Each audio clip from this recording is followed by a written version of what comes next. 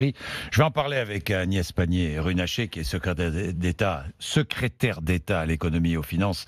Bonjour. Bonjour. Merci d'être avec nous. Mais avant de parler des retards de paiement, je voudrais revenir sur deux sujets, puisque vous êtes à Bercy. D'abord, Ascoval. Est-ce qu'Ascoval va fermer définitivement? À ce stade, le sujet, c'est que le repreneur nous a indiqué qu'il ne souhaitait plus reprendre Ascoval.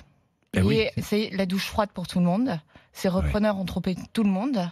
Ils ont trompé les Mais vous avez salariés, été naïf, alors. ils ont trompé les ministres, ils ont trompé le tribunal de commerce, ils ont trompé les élus locaux. Je pense pas qu'on a été naïf parce qu'on a tenu le dossier jusqu'au bout et on s'est vraiment battu pour les salariés et on s'est battu pour sortir ce dossier.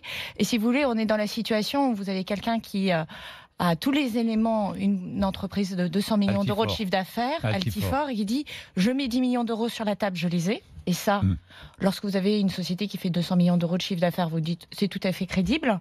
On a les comptes, ceux qui étaient disponibles à ce moment-là, ok. Et je lève 25 millions d'euros et je vous donne des papiers montrant que je lève 25 millions d'euros.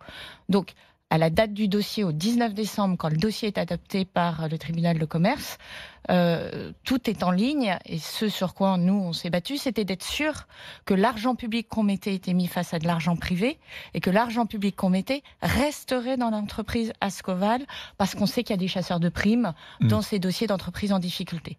Donc on s'est battu pour ça. Aujourd'hui, au moment des paiements, ça n'arrive pas. Et il n'y a pas l'argent. Il n'y a pas l'argent et Ascoval écrit au tribunal de commerce que finalement ils ne vont pas reprendre l'entreprise. Dans quelle situation on est aujourd'hui? C'est fini, il faut chercher un repreneur. C'est fini ou pas? Il faut chercher un repreneur. L'avantage qu'on a, c'est qu'on a un dossier qui est bouclé. On n'a pas les 35 millions, mais on a un dossier qui est bouclé. On est en train d'appeler tout le monde, on est en train de se battre, on se battra jusqu'au bout. Je veux dire, on le doit aux salariés. Est-ce que vous pouvez dire aux salariés Ascoval ne fermera pas? Moi, je ne vais pas faire de promesses en l'air parce qu'avec la douche froide qu'ils ont pris aujourd'hui, je crois qu'on leur doit une solution qui soit claire, qui soit nette et qui soit précise. Et aujourd'hui, à date, on est dans la phase où on doit trouver un repreneur. Et pourquoi est-ce que l'État ne reprend pas Ascoval provisoirement avant de revendre Ascoval, par exemple, à un repreneur?